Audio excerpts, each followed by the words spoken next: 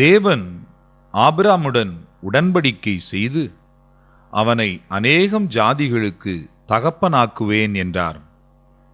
தேவன் ஆபிராமுக்கும் சாராய்க்கும் ஆபிரகாம், சாராள் என்ற புதிய பெயர்களை கொடுத்தார்.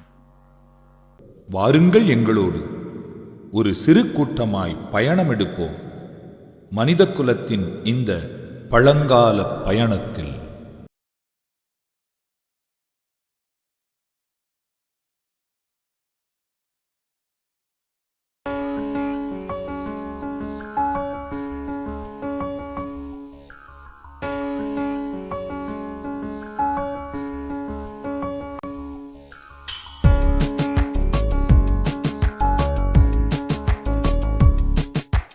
கடந்த காலம் நோக்கி நாம் பயணம் போவோம் வாருங்க, பயணம் போவோம் வாருங்க. காலங்களை வென்றவங்க கதைகள் எல்லாம் பாருங்க, கதைகள் எல்லாம் பாருங்க. உலகம் வாழ வழியை சொன்ன உத்தமர் பலருங்க, உலகம் வாழ வழியை சொன்ன உத்தமர் பலருங்க. நம்ம உள்ளத்திலே வாழ்கிறாங்க, உணர்ந்து பாடுங்களே. பயணிப்போம், நாம் பயணிப்போம். மகத்துவமான பழங்கால பயணம், கடந்த காலம் நோக்கி நாம் பயணம் போவோம் வாருங்க.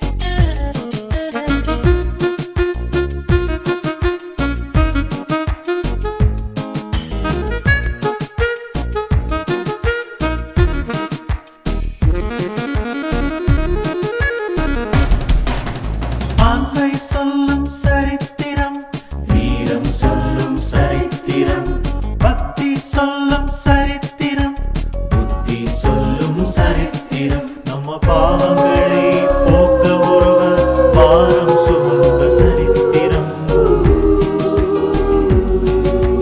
வித்தியாசமாய் வாழ்ந்திட்ட ஞானிகளின் சரித்திரம்.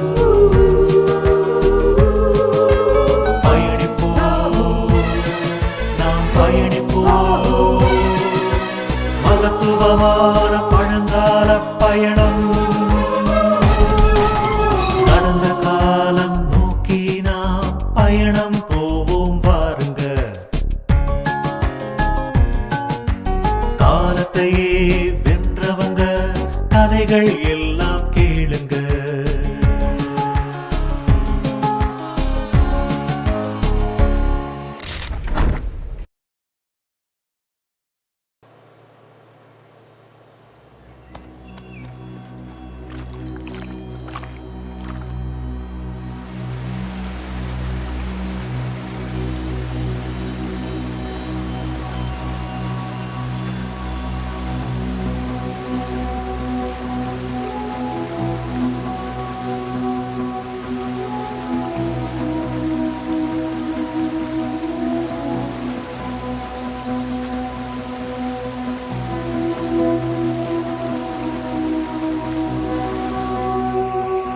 நீ போய் வேட்டையாடிட்டு வா.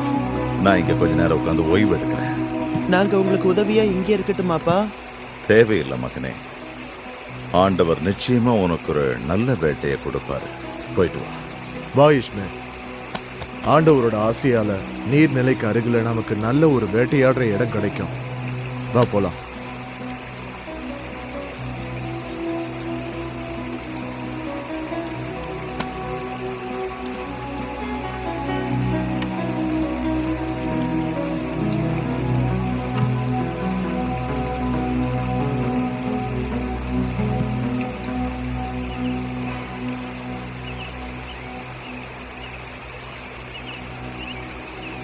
ஆபிரகாமிற்கு வானத்திலிருந்து ஒரு குரல் மூலம் தேவ செய்தி கிடைத்தது. நான் தான் சர்வ வல்லமை படைத்த தேவன். பயத்துடன் வானத்தை நோக்கி ஆபிரகாம் பார்த்தபோது அதே குரல் திரும்பவும் சொன்னது, என்னுடன் நடந்து வாரும், சகலமும் நன்மையாகும். உனக்கும் எமக்கும் இடையே ஒரு உடன்படிக்கையை ஏற்படுத்தும். நான் உன்னை மேன்மைப்படுத்தி பல நாடுகளுக்கு உன்னை தந்தையாக்குவேன். எமக்கும் உனக்கும் உன் வாரிசுகளுக்கும் உன் சந்ததிக்கும் இடையே நாம் ஒரு எல்லையற்ற உடன்படிக்கையை ஏற்படுத்துவோம். உனக்கும் உன் வாரிசுகளுக்கும் உனக்கு பிறகு அந்நியனாய் நீ நுழைந்த இறைவனின் சாஸ்வதமான இடத்தை உனக்கு தருவேன். நானே அவர்களின் இறைவனாவேன். ஆகவே என்னோடு தொடர்ந்து நீயும் உன் வாரிசுகளும் உனக்கு பிறகு வரும் உன் சந்ததியும் உடன்படிக்கை வையும். இதுவே எனது கட்டளை. அதற்கு மேல் ஆபிரகாமிற்கு எதுவும் கேட்கவில்லை. அவர் எழும்போது தேவன் தன் நற்செய்தியை தொடர்ந்தார். அவர் மறுபடியும் முகம் தரைநோக்க விழுந்தார். உன் மனைவி சாராயை பொறுத்தவரை இனிமேல் அவளை சாரா என்று அழைக்காதே. அவள் பெயர் சாரா. அவளுக்கு ஒரு மகனை அளித்து நான் அவளை ஆசீர்வதிப்பேன். அவளை ஆசீர்வதித்து அவள் மூலம் பல மன்னர்களை விடுவிப்பேன். ஒரு 100 வயசு ஆணும் 90 வயசு பெண்ணும் மகப்பேர் அடைய முடியுமா? அவ சரியா இருக்கா? தான் தேவனுடன் பேசுகிறோம் என்பதை உணர்ந்தவுடனே அவரை மரியாதையுடன் வழிபடுகிறார். உன் மனைவி சாரா ஒரு மகனை ஈன்றெடுப்பாள். நீ அவனை ஈசாக் என்று அழைக்கவும். நான் அவனுடனும் அவன் வாரிசுகளுடனும் எல்லையற்ற உடன்படிக்கையை மேற்கொள்வேன். இஸ்மவேலை பொறுத்தவரை உன் வேண்டுகோளுக்கிணங்க அவனையும் ஆசீர்வதித்து அவனுடைய சந்ததியையும் வளரச் செய்வேன். ஆனால் என்னுடைய உடன்படிக்கை எல்லாம் சாரா அடுத்த வருடம் இதே நேரத்தில் ஈன்றெடுக்கும் ஈசாக்கின் மேல்தான். இந்த நேரத்தில் ஆபிரகாம் வானத்தை நோக்கி பார்க்கவும் தேவனின் மகிமை இடைபெற்று லீசர் மற்றும் இஸ்மாயில் விளையாடும் இடம் நோக்கி செல்கிறது.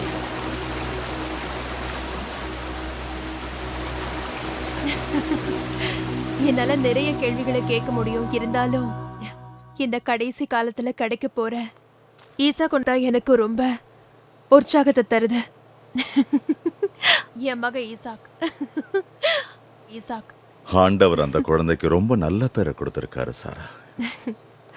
ஆமா, நாம இதை நினைச்சு சிரிச்சோம் ஆபிராம். சாரா, இனிமேல் என் பேரு ஆபிரகாம். ஆண்டவர் என்ன ஆபிரகாம்னு உன்னை சாரான்னு தான் அழைக்கிறார். நான் ஆபிரகாம், நீ சாரா. இந்த விஷயத்தை நீ ஒருபோதும் மறக்கக்கூடாது. ஆபிராம், ஆபிராம், என்ன தயவு செஞ்சு பாருங்க. எனக்கு வயசாயிடுச்சு. என் உடம்பு ரொம்ப சோர்ந்து போயிடுச்சு. சாரா, இது மாதிரி ஒண்ணு நடக்க வாய்ப்பு இருக்கா? என்னை பொறுத்த வரைக்கும் இந்த செய்தி உனக்கு சந்தோஷத்தை கொடுக்கும்னு நினைச்சேன். ஆபிராம், நான் ரொம்ப நொடிஞ்சு போயிட்டேன். ரொம்ப வேதனையா இருக்கு.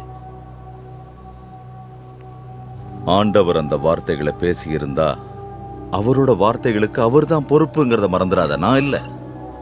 அப்படின்னா இஸ்மாயில் கதி என்ன? அவன் தப்பா பிறந்துட்டானா? எந்த குழந்தையோட பிறப்பும் தவறில்ல சாரா. அவனும் என்னுடைய மகன்தான். நீ அவனை தத்தெடுத்திருக்க. ஆனா என்னோட கருப்பை அவர் சொன்னது போல தேவனால நிச்சயமா வளமாக்க முடியும்னா அப்புறம் ஏன் இஸ்மாயில் இங்க பிறந்தா? சாரா, நமக்கு குழந்தை வேணுங்கிறதுக்காகத்தான் ஆண்டவர் அவன் ஆசீர்வதிப்பார். ஒரு குழந்தைக்காக நான் எது வேணாலும் தர தயார். எது வேணாலும் தர தயாரா இருக்கேன்.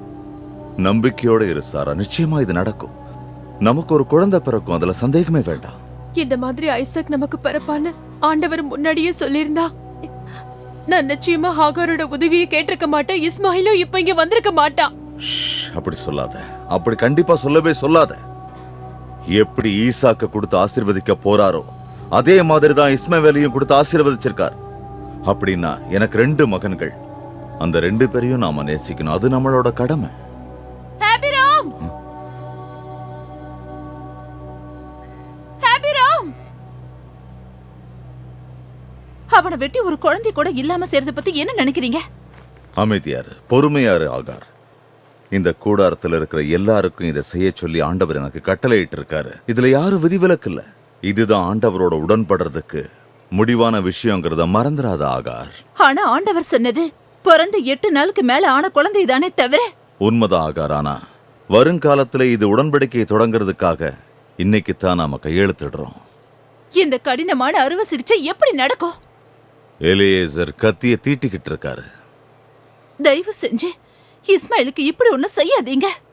அவனுக்காக நீ பயப்பட வேண்டாம். அவன் இந்த உடன்படிக்கையை முடிச்சு வைப்பான்.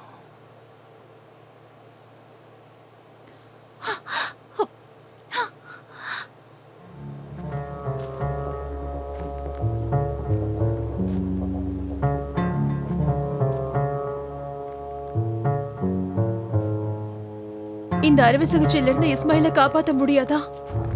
என்னால முடியாது சாரா. நான் ஒரு மலட்டு பெண். என்னால குழந்தை பெத்துக்க முடியல அப்புறம். நீயும் ஒரு குழந்தைய பெற்றெடுப்ப. அதுக்கப்புறம் நீ ஆண்டவருக்கு முன்னால நிச்சயமா உடன்படிக்கையை தாங்குவ.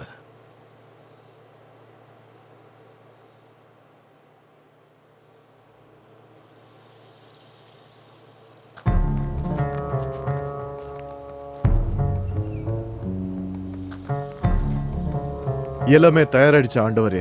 ஆண்களும் தயாரா இருக்காங்க.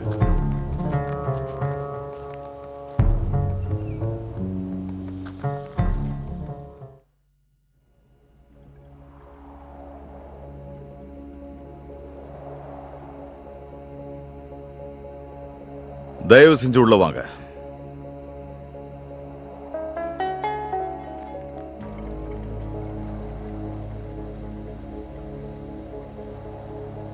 அமைதி உண்டாகட்டும் ஆண்டவரே. நான் உங்களோட விசுவாசத்தை பெற்றிருந்தா நான் கொடுக்கிற காணிக்கையை நீங்க ஏத்துக்கணும். கால்களை நல்லா கழுவிட்டு கொஞ்சம் ஓய்விடுங்க. அப்புறம் ரொட்டியை சாப்பிட்டு உங்களோட உள்ளத்தையும் உடம்பையும் கொஞ்சம் வலிமையாக்கிக்கோங்க. அதுக்கப்புறம் நீங்க எங்க போகணுமோ உங்க பாதையில நீங்க உங்களோட பயணத்தை சந்தோஷமா தொடரலாம். வாங்க, ஓய்வெடுத்துட்டு போலாம். மறுக்காம வாங்க, உள்ள வாங்க. சரி, நீங்க சொல்ற மாதிரி ஆகட்டும். சந்தோஷம். உள்ள வாங்க, வாங்க.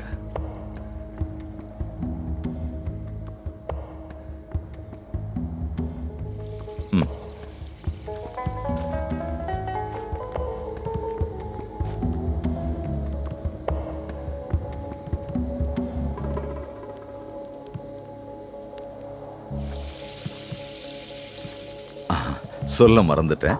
நான் என்னோட குடும்பத்துக்கும் சொல்லிடுறேன். சாரா, சாரா. என்ன? விருந்தாளிங்க வந்திருக்காங்க. அவங்கள நாம உபசரிக்கணும். சரி, அதுக்கு இப்ப என்னென்ன பண்ண சொல்றீங்க? ஒரு 3 கைப்பிடி மாவை எடுத்து அவங்களுக்காக நீ ரொட்டி சுட ஆரம்பி. அவங்களுக்கு தேவையான சரியான காணிக்கையை நான் தயார் செஞ்சுட்டு வந்துடுறேன். சரியா? சரி, செய்றேன்.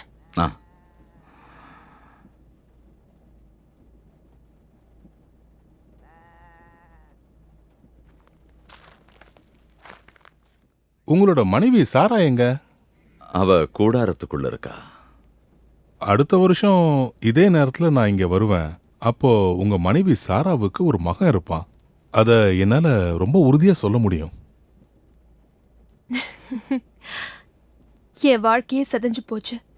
என் கணவருக்கு வயசானதுக்கு அப்புறம் எப்படி எங்களுக்கு ஒரு குழந்தை பிறக்கும்? அதுக்கு ஏன் சாரா சிரிச்சுக்கிட்டே எனக்கு குழந்தை பிறக்குமான்னு கேக்குற? ஆண்டவருக்கு இதெல்லாம் ஒரு கடினமான விஷயமா என்ன? அடுத்த வருஷம் நான் இதே நேரத்துல இங்க வருவேன். அப்ப அவளுக்கு ஒரு மகன் கண்டிப்பா இருப்பான்.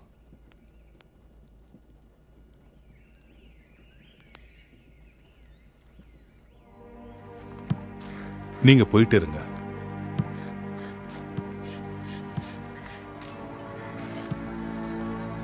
அபிராம், ஒரு விஷயத்தை பத்தி நான் உங்ககிட்ட சொல்ல போறேன். நீங்க இப்போ சோதோமுக்கு தான் போறீங்களா ஆண்டவரே? ஆமா, நான் சோதாமுக்கு தான் போறேன். அங்க பாவங்கள் அதிகமா பெருகி நிலைமை ரொம்ப மோசமாயிடுச்சு. நான் போய் அத உண்மையானு சோதிக்க போறேன். ஒருவேளை அது உண்மையா இருந்தா அங்க இருக்கிறவங்க அதுக்கு ஏத்தா போல அழிக்கப்படுவாங்க. இதனால சில நல்லவர்களும் அழிய போறாங்க. நீங்க என்ன சொல்றீங்கன்னு எனக்கு புரியல. நீங்க நன்மைய தீமையோட சேர்த்து அழிச்சிருவீங்களா? அப்ப நன்மையை அழிச்சிருவீங்களா? 50 நல்லவர்கள் இந்த ஊர்ல இருந்தா எல்லாரையும் சேர்த்து அழிச்சிருவீங்களா? அப்படி ஒருவேளை 50 நல்ல மனிதர்கள் இருந்தா அவங்களுக்காக எல்லாரையும் நான் மன்னிச்சு விட்டுடுவேன். அப்ப நான் கேட்கிற கேள்விக்கு பதில் சொல்லுங்க. 40 நல்ல மனிதர்கள் இருந்தா நீங்க மொத்த நகரத்தையும் அழிச்சிடுவீங்களா என்ன? அப்படி 40 பேர் இருந்தா நான் அழிக்க மாட்டேன்.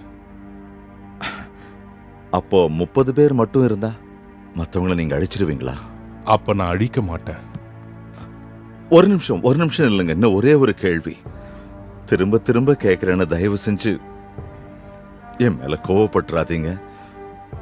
ஒருவேளை 10 பேர் மட்டும் நல்லவங்க இருந்தா அந்த மொத்த நகரத்தையும் நீங்க அழிச்சிருவீங்களா? அந்த 10 பேருக்காக நான் அழிக்க மாட்டேன்.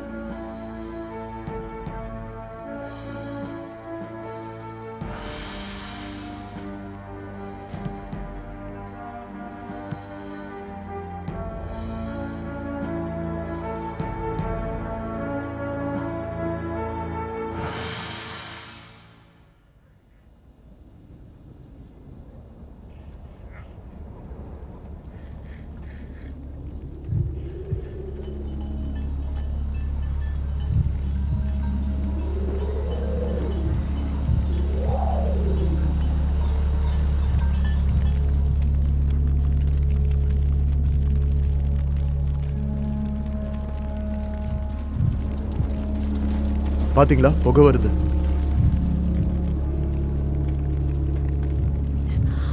அபிராம், சோதோம் எரிக்கப்பட்டுடுச்சு. ராத்திரி முழுக்க கவலையோட தூங்காம இருந்தா எதுவும் மாறிடாது. அவங்கள லாட்டோ இருக்காரா?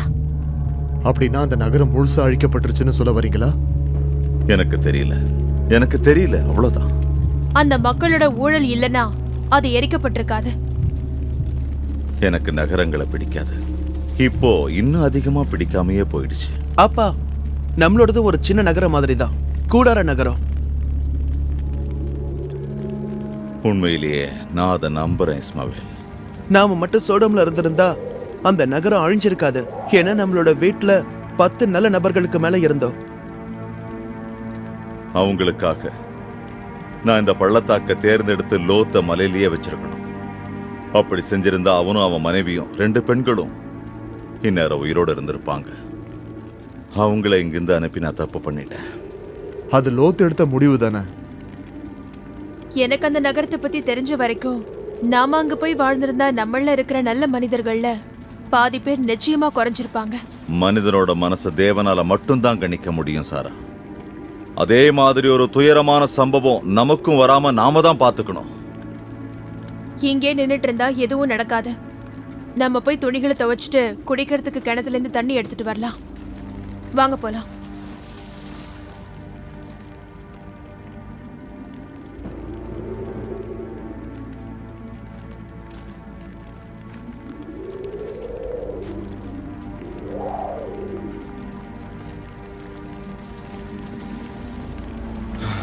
லோத்து தான் பாவம்.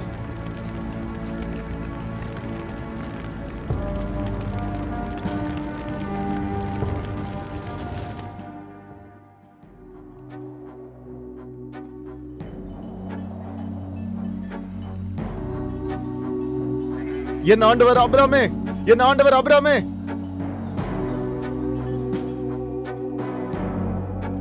என்ன லேசர், என்னாச்சு? லோத் இப்போ உயிரோடு தான் இருக்காரு. கடந்த காலம் நோக்கி நாம் பயணம் போவோம் வாருங்க.